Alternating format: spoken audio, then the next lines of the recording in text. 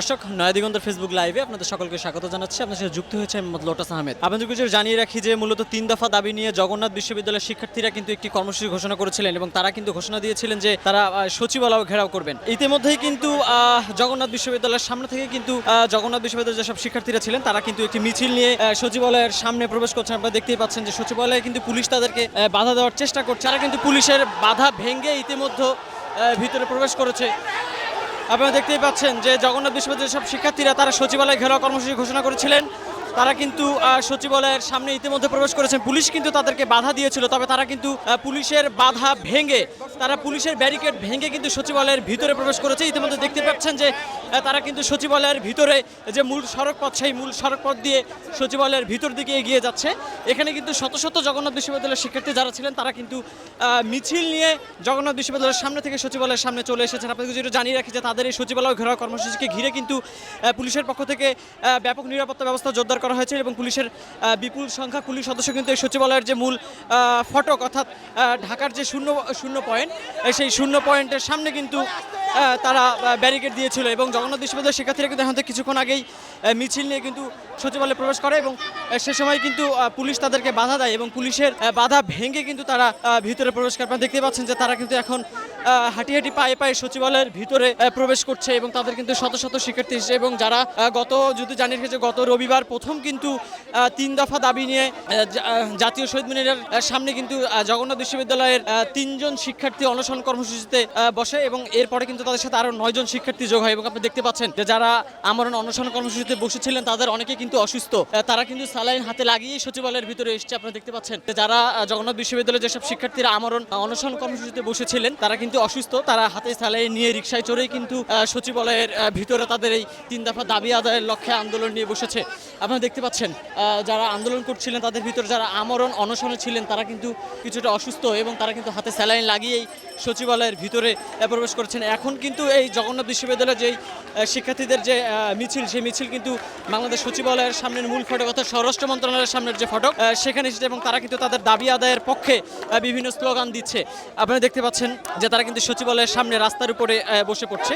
তারা তাদের এই দাবি আদায় লক্ষ্যে যদি জানিয়ে রাখি যে তারা জগন্নাথ বিশ্ববিদ্যালয়ের যে নতুন আরেকটি ভবন নির্মাণ হচ্ছে এই ভবন নির্মাণের যে অবশিষ্ট কাজ সেই কাজটি সেনাবাহিনীর হাতে হস্তান্তরের দাবিতে কিন্তু তারা তাদের এই আন্দোলন কর্মসূচি শুরু করে এবং তারা কিন্তু সর্বমোট 3টি দাবি জানিয়েছে। তাদের 3টি দাবির মধ্যে তাদের প্রথম দাবি হচ্ছে সেনাবাহিনীর কাছে দ্বিতীয় ক্যাম্পাসের কাজ হস্তান্তরের চুক্তি অবিলম্বে বাতিল স্বাক্ষর করতে হবে। এছাড়াও তারা দ্বিতীয় যে দাবিটি জানিয়েছেন যে পুরান ঢাকার বাণী ভবন ও ডক্টর হাবিবুর রহমান হলের স্টিল বেসড ভবনের কাজ দ্রুত শুরু এবং শেষ করতে হবে। এছাড়াও তাদের সর্বশেষ এবং তৃতীয় দাবিটি হচ্ছে যে যতদিন পর্যন্ত আবাসনের ব্যবস্থা না হয় ততদিন পর্যন্ত 70% শিক্ষার্থীর আবাসন ভাতা নিশ্চিত করতে হবে।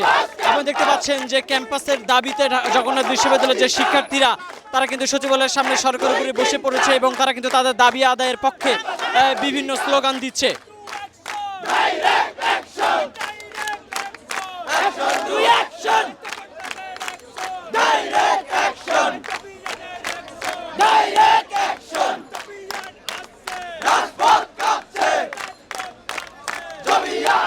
দর্শক আপনারা দেখতে পাচ্ছেন যে বাংলাদেশ সচিবালয়ের সামনে জগন্নাথ বিশ্ববিদ্যালয়ের শিক্ষার্থীরা 3 দফা দাবি আদায়ের লক্ষ্যে কিন্তু তারা মিছিল নিয়ে তাদের যারা আমরণ অনশন কর্মসূচি পালন করছিলেন তারা কিন্তু সচিবালয়ের সামনে ইতিমধ্যে অসুস্থ অবস্থায় বসে পড়েছেন এবং তারা কিন্তু যে মিছিলটি জগন্নাথ বিশ্ববিদ্যালয় থেকে এসেছিল এই অসুস্থ শিক্ষার্থীরাও কিন্তু সেই মিছিলে রিকশাতে করে এসেছেন এবং তারা কিন্তু হাতে স্যালাইন লাগানো অবস্থায় এখানে আপনি দেখতে পাচ্ছেন যে আমরণ অনশন কর্মসূচিতে বসা যেসব শিক্ষার্থীরা ছিলেন তারা কিন্তু অসুস্থ অবস্থায় সচিবালয়ের সামনে বসে পড়েছে এবং তাদের অধিকাংশ জনের হাতেই কিন্তু স্যালাইন লাগানো। আপনি দেখতে পাচ্ছেন যে তারা কিন্তু বেশ অসুস্থ। যদি আপনাকে জানিয়ে রাখি যে মূলত 3 দফা দাবি নিয়ে জগন্নাথ বিশ্ববিদ্যালয়ের শিক্ষার্থীরা গত রবিবার থেকে কিন্তু আমরণ অনশন কর্মসূচি পালন করছে। তাদের মূল দাবিটি হচ্ছে জগন্নাথ বিশ্ববিদ্যালয়ের যে নতুন আরেকটি ক্যাম্পাস সেটির যে ভবনের কাজ অবশিষ্ট কাজ সেনাবাহিনীর কাছে হস্তান্তর করার তারা দাবি জানিয়েছেন। এটি তাদের প্রথম দাবি। এছাড়াও তাদের কিন্তু আরও পৃথক 2টি দাবি রয়েছে। আপনি দেখতে পাচ্ছেন যে আমরণ অনশন কর্মসূচিতে অবস্থান নেওয়া যেসব শিক্ষার্থীরা ছিলেন তারা কিন্তু অনেকেই অসুস্থ। তারা কিন্তু অসুস্থ অবস্থায় রিকশায় করে তাদের এই দাবি আদায়ের লক্ষ্যে সচিবালয়ের সামনে বসেছেন। তাদের অধিকাংশ জনের হাতেই কিন্তু স্যালাইন লাগানো, আপনারা দেখতেই পাচ্ছেন যে সচিবালয়ের সামনের বর্তমান চিত্র। এখানে স্যালাইন লাগানো অবস্থায় কিন্তু রাস্তার উপরে বসে পড়েছেন আন্দোলনরত জগন্নাথ বিশ্ববিদ্যালয়ের শিক্ষার্থীরা। আমি যদি আপনাদেরকে একটু আশপাশ দেখানোর চেষ্টা করি, যে জগন্নাথ বাংলাদেশ সচিবালয়ের সামনের পরিবেশ কিন্তু একেবারে থমথমে পরিবেশ বিরাজ করছে। যদি আপনাদেরকে জানাই যে এখন জগন্নাথ বিশ্ববিদ্যালয়ের শিক্ষার্থীরা তাদের 3 দফা দাবিতে সচিবালয়ের সামনে এসেছেন। একই ভাবে কিন্তু রাস্তার অপর পাশে বাংলাদেশ পুলিশের 40তম ক্যাডেট ব্যাচের যেসব সদস্যরা ছিলেন, যাদেরকে শৃঙ্খলা ভঙ্গের অভিযোগে চাকরিচ্যুত করা হয়েছে, তারাও কিন্তু আমরণ অনশন কর্মসূচি নিয়ে সচিবালয়ের সামনে। ঠিক এখন জগন্নাথ বিশ্ববিদ্যালয়ের শিক্ষার্থীরা সড়কের যেই পাশে অবস্থান নিয়েছে, তার অপর পাশে কিন্তু সেসব পুলিশ সদস্যরা তাদের আমরণ অনশন কর্মসূচি পালন করছে। আপনারা দেখতে পাচ্ছেন যে জগন্নাথ বিশ্ববিদ্যালয়ের শিক্ষার্থীরা কিন্তু এখানে স্লোগান দিচ্ছে তাদের দাবি আদায়ের পক্ষে।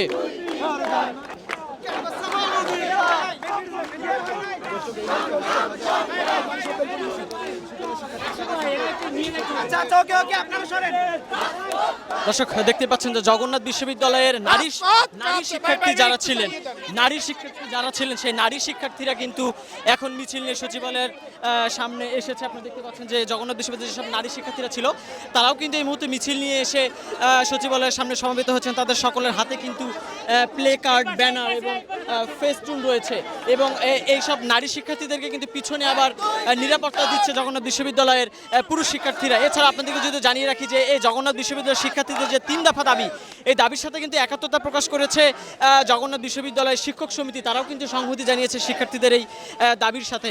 সব মিলিয়ে বলা চলে যে জগন্নাথ বিশ্ববিদ্যালয়ের শিক্ষার্থীদের যে 3 দফা দাবি, এই দাবি আদায়ের লক্ষ্যে কিন্তু একযোগে সচিবালয়ের সামনে এসেছেন জগন্নাথ বিশ্ববিদ্যালয়ের শিক্ষার্থীরা এবং জগন্নাথ বিশ্ববিদ্যালয়ের শিক্ষক সমিতির যারা নেতা রয়েছেন বা শিক্ষক রয়েছেন, তারাও কিন্তু এখানে এসে সমবেত হয়েছেন। এবং ঠিক সচিবালয়ের অপর পাশে পুলিশ কিন্তু কঠোর অবস্থানে রয়েছেন। তারা কিন্তু নিরাপত্তা ব্যবস্থা জোরদার করেছেন, যেহেতু সচিবালয় একটি গুরুত্বপূর্ণ স্থাপনা। এখানে বাংলাদেশের দ্বিতীয় প্রাণ বলা হয় কিন্তু এই সচিবালয়কে। এই সচিবালয়ের নিরাপত্তা জোরদারের জন্য কিন্তু ইতিমধ্যে অতিরিক্ত পুলিশ সদস্য মোতায়েন করা হচ্ছে সচিবালয়ের সামনে। সামনের অর্থাৎ স্বরাষ্ট্র মন্ত্রণালয়ের পাশের যে গেট, সেই গেটের সামনের চিত্র যদি আপনাকে একটু জানিয়ে রাখি যে জগন্নাথ বিশ্ববিদ্যালয়ের শিক্ষার্থীরা তারা কিন্তু তাদের ক্যাম্পাস থেকে একটি মিছিল নিয়ে সচিবালয় ঘেরাও কর্মসূচির উদ্দেশ্য সচিবালয়ের দিকে এগিয়ে আসে এবং পুলিশ কিন্তু ঠিক সচিবালয়ের যে মূল প্রবেশপথ অর্থাৎ ঢাকার যে 0 পয়েন্ট, সেই 0 পয়েন্টের সামনে ব্যারিকেড দেয়। শিক্ষার্থীরা মিছিল নিয়ে প্রবেশ করার চেষ্টা করলে পুলিশ প্রাথমিকভাবে বাধা দিলে আন্দোলনরত শিক্ষার্থীরা কিন্তু পুলিশের সেই বাধা ভেঙে তারা ভিতরে প্রবেশ করে। এখন কিন্তু তারা সচিবালয়ের সামনে রাস্তার উপরে বসে পড়েছে। আপনারা দেখতেই পাচ্ছেন যে তারা কিন্তু তাদের দাবি আদায়ের পক্ষে স্লোগান দিচ্ছে। তারা বলছেন যে ক্যাম্পাস কিন্তু তাদের অধিকার, অর্থাৎ তাদের দাবি কিন্তু মানতে হবে। তারা বলছেন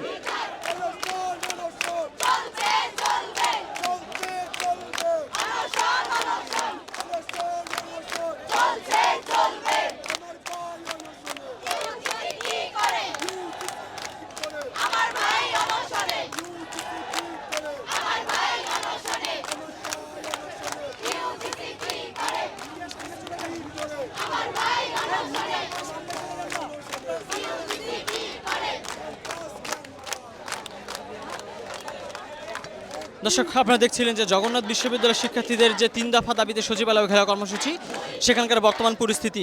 তো দর্শক, এখন পর্যন্ত সচিবালয়ের সামনে থেকে এই ছিল আমার কাছে সর্বশেষ। আবারও নতুন কোন আপডেট নিয়ে আপনাদের সাথে যুক্ত হবো। সেই পর্যন্ত নয় দিন কিন্তু সাথেই থাকবেন।